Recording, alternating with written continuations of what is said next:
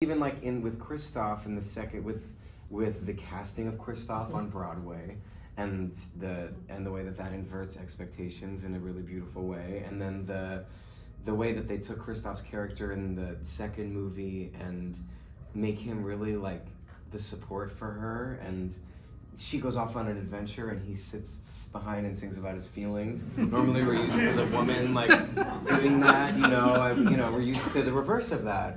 And then even when he rescues her, asking her what she needs instead of taking the spotlight, they really, their sort of like mission statement is always doing the kind of like more modern version of the more like, it's not even about being PC, it's just about being like human. Right. The more human version of the experience. Well, and but Frozen is such a phenomenon, it would be the perfect vehicle for that. Totally. And then when you have someone like Jen in charge, it's like, oh, thank God. Yeah. When Jen and Chris both, the co-director, when they were holding the Oscars for Best Movie, I really was like, oh my God, the good guys won. Like they're just so. They also never expected when they made the first movie that it was going to be like that.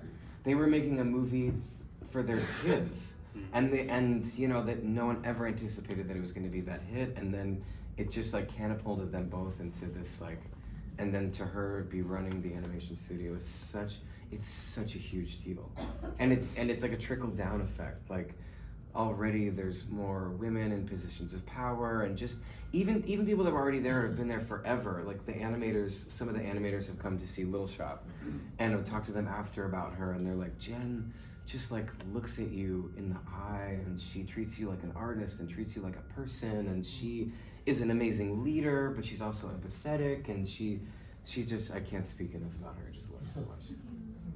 Well, I have so many other questions, but I'd really like to open it up to the audience, so if you could. The audience, yes. Feel free to. You can pick. Oh no. Should I pick or you pick? Oh, you pick. You pick. I'll just answer. You've done a wide range of roles. What kind of role would you like to take on next? Oh, that's such a good question. I've never, I never have had a dream role. I never, even when I moved to New York, had to check like a list of checking off, like I want to do this, I want to do that, I want to do that.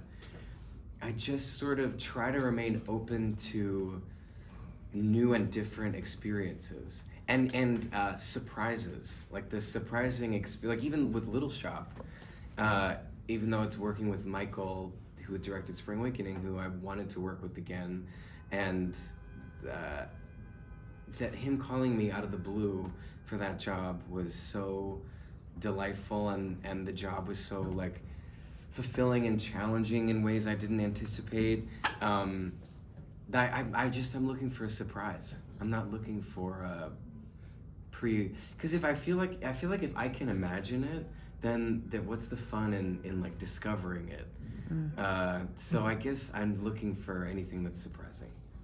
You've done so much. I was looking at some things I'd actually forgotten about. There's 2 roles you did in London, but not here. You did Death Trap. Yes. And How to Succeed. I did, yes, for one night only. One night only. Opposite Cynthia Erivo as Rosemary. Wow. Yep. And then, did anybody see this? If you saw this, don't tell me because I'm so jealous. I think it was also one night, The Pirates of Penzance at the Delacorte with Kevin Kline as the Pirate King, Glenn Close as Ruth, Eric Idle as the Sergeant, Martin Short as the Major General Stanley, Anika Nani Rose as Mabel, and Norm Lewis as Samuel. Yeah. It was. I have such a good story about this. Really quick sidebar, is that experience was so phenomenal, and when we were in tech for Little Shop, Christian and I remembered that I was sharing the dressing room with Kevin Kline in The Pirates of Penzance, and I was asking him like what he'd seen and what he'd loved, and he was like, the best comedy performance I've seen in years, speaking as, I'm like, what? like as you as such a comedic genius, like what makes you laugh or whatever.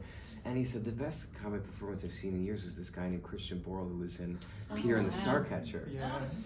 And so I remembered that when I'm with Christian, we're in tech and we're just sort of talking about whatever, and I was like, oh my gosh, I just remembered that Kevin Kline said that you were his favorite comedian.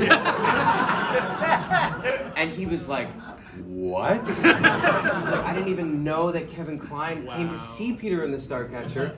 And I probably was just doing a bastardized version of whatever Kevin Kline has done in anything. And then I was like, and then I said, well, we stayed in touch from that, even though it was one night only, it was like, he would drive me home from rehearsal. He was so nice. And I was like, I'm gonna get Kevin Kline to come and see Little Shop. And he was like, oh my God, please do, and never let me know if he's in the audience. Don't let me know if he makes it until after the show's over. And so I texted him and I invited him, and he came 2 weeks ago to see the show. And he came to the Saturday matinee, and the whole show I could hear Kevin Kline laughing at Christian, but I didn't want to tell, because Christian specifically said, don't tell me if Kevin Kline's in the audience. But I was like, oh, this is such a bummer, because I wish Christian in the moment knew that I could hear, like, especially when he hit me in the balls at this one moment, I could hear Kevin Kline like laughing and then continuing to laugh, even after everybody else did it. And then I told him at the end, I was like, Kevin Kline was in the audience, and he was like, and then he went through his whole